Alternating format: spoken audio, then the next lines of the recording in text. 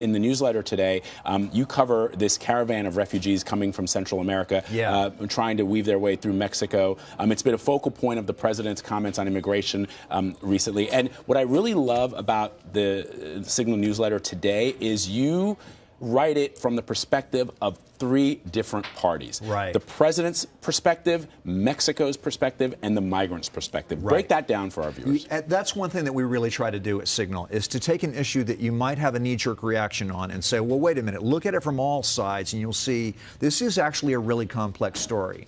So you've got these migrants, most of them from Honduras, some from El Salvador and Guatemala, who are making their way on foot and by train across Mexico to the California border to ask for political asylum.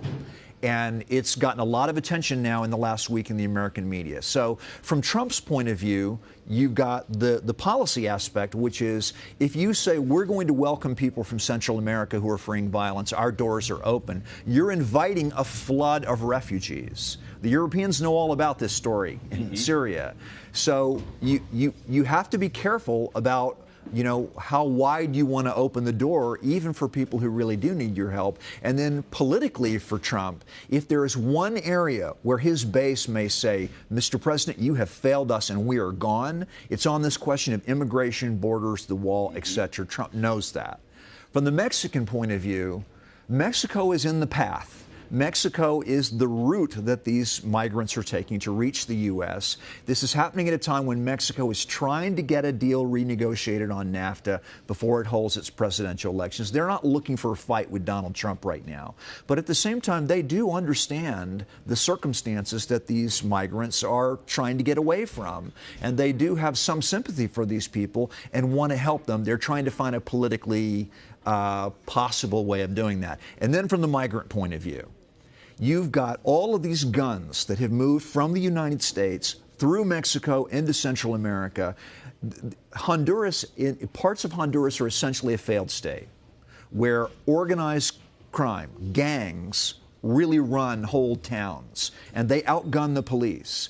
And there are a lot of these children, a lot of the migrants themselves are unaccompanied children who are saying, I was told that I have to join a gang in my town, and if I don't, they're going to kill my whole family. And there are documented cases that happens. And there are people who say, look, we have a business. We run a business in my town, and these gangs want us to pay them extortion money. And the money keeps going up, up, up. We can't afford it anymore. We have to hit the road. We've got to get away from this. So you've got a situation where the problem is understandable from Trump's point of view and from Mexico's point of view and from the migrants' point of view. And the ability of all of these groups to get together and find some solution, it's hard to see what that's going to be. It's a really complicated problem. It's a very complicated issue, and I urge our viewers to check out the Signal newsletter because it does give, at least if you believed one side or one perspective of this issue, this at least opens your eyes up to how others are seeing it, and perhaps will shade the nuance because it's very nuanced. It's not black and white, drug dealers and rapists and criminals coming into the United States. There's a lot going on here. Right.